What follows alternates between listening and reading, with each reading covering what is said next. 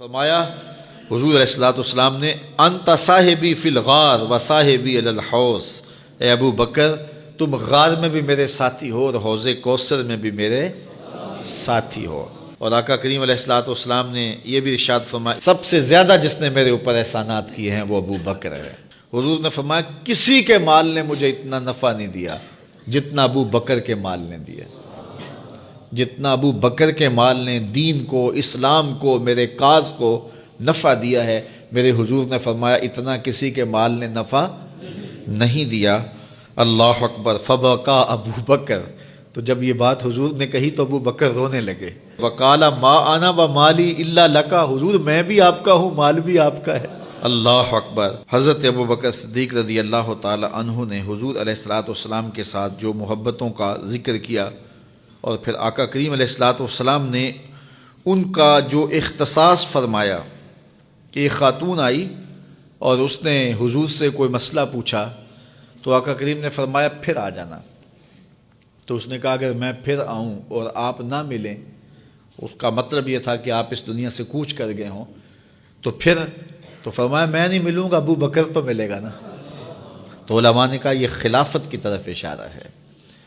حضرت ابو بکر صدیق رضی اللہ تعالیٰ عنہ سے بہت زیادہ حضور پیار کرتے تھے، اور آقا کریم علیہ الصلوۃ والسلام نے اپنی زندگی میں 3 دن ان کو مصلی پہ کھڑا کیا ایام مرض میں، پھر 17 نمازیں حضور کی موجودگی میں حضرت ابو بکر صدیق نے پڑھائیں، پھر حضور کا وصال ہو گیا، اور یہ دردناک لمحے تھے حضور کے وصال کے۔ اللہ اکبر۔ صحابہ کے کلیجے جل گئے۔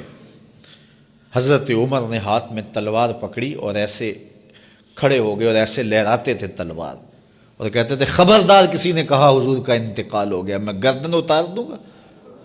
کوئی وصال نہیں ہوا حضور کا، حضور تھوڑی دیر بعد اپنی حالت پہ آ جائیں گے، یہ سکتے کی کیفیت ہے۔ حضرت زید بن عبداللہ کے بیٹے نے جا کے کہا ابا جی حضور کا انتقال ہو گیا، تو انہوں نے باغ میں پانی دے رہے تھے، سب کام چھوڑ دیا، ہاتھ اٹھائے گا اللہم اذہب بصری حتی لا ارا بعد حبیبی محمد احدا، اے اللہ مجھے اندھا کر دے، آنکھوں کے دیے اس لیے روشن تھے کہ تیرے محبوب کو دیکھوں، جب حضور چلے گئے ہیں تو میں نے یہ چراغ کیا کرنے ہیں، بجھا دے ان چراغوں کو۔ تو کیا کیفیت تھی۔ حضرت فاطمہ بول رہی ہیں صبت علیہ مصائب لو انہا صبت علی الایام سرنا لیالیا، میرے اوپر وہ مصیبتیں ٹوٹی ہیں اگر یہ دنوں پہ ٹوٹ پڑتی تو دن کالی راتیں بن جاتے۔ تو تھوڑی خبر تھی حضور کا وصال۔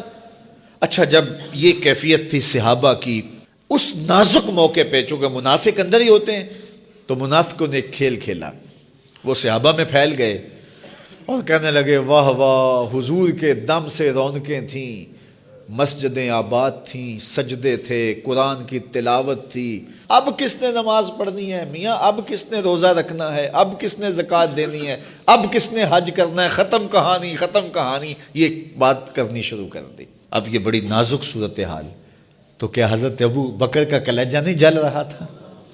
لیکن اس موقع پہ حضرت ابو بکر کھڑے ہوئے، اور پھر حضرت ابو بکر صدیق نے لوگوں سے مخاطب ہو کہا لوگوں مجھے ایک بات بتاؤ کہ تم اللہ کی عبادت کرتے تھے یا حضور کی کرتے تھے؟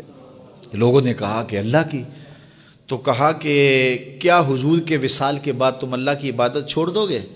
کہا نہیں۔ کہا مجھے بتاؤ جس دین کو سر بلند کرنے کے لیے حضور نے اپنی ساری زندگی لگا دی، تو کیا حضور کے چلے جانے کے بعد اس مشن کو چھوڑ دو گے؟ لوگوں نے کہا نہیں۔ تو کہا پھر اٹھو اور نبی کے دین کا پرچم تام لو۔